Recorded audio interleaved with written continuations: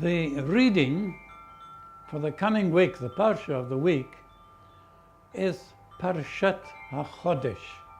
It is the fourth of the special readings that we have before the festival of Pesach. Hahodesh. Chodesh relates to Chadash, and Chadash is new, and Hahodesh is the new month, the new moon. And so therefore we are having something new here. Something new is coming in. Right, and then it says, the reading carries on. And this is in Exodus, Shemot, and chapter 12, starting with verse 1.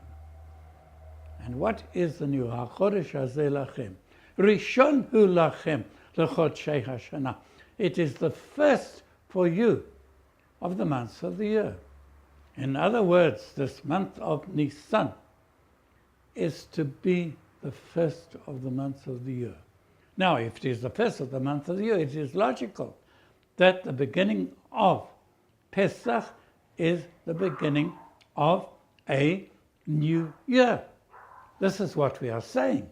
But surely this is contradictory, because we know when Rosh Hashanah is, the new year is, and it is certainly not at this time of the year.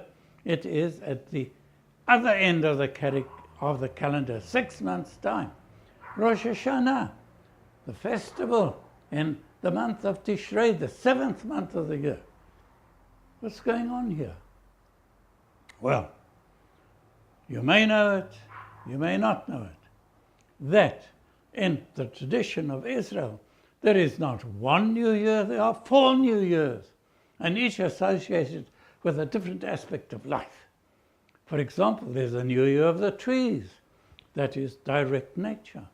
And then there's, again, related to nature, but in terms of life, animal life, the life of the lamb, and the lambing season, where a lamb is 1 year old, and therefore you have another beginning, and that is another Rosh Chodesh, which is before Tishrei. And then you have what we know as Rosh Hashanah, and here we have a new year. It is the beginning of a new year. And which is this new year? It is known as the new year of the kings. And indeed, in the times when Israel had a state, and it was the state of Israel, then the first of Nisan was the beginning of the new year for kings. So a king could have been reigning for 6 months, came the first of Nisan, that was the end of the first year of his reign. And so we have the reigns, the years of the kings, systematically, one following the other in order.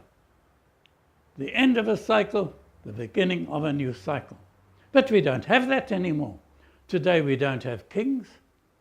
Oh, on the contrary, we do. Who is king today? The king today is you and I. We are kings.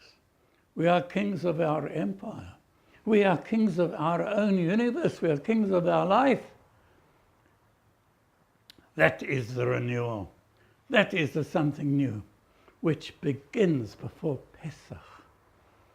And indeed, Pesach relates to the land of Israel, the center of the universe. And at this time of the year, you have the first signs of spring, springing up. And so therefore we, each and every one of us, identifying us with the center of the universe, can see this time as a time of a new, fresh beginning to spring up and to start life. From this aspect, from the totality as kings of our universe, from afresh.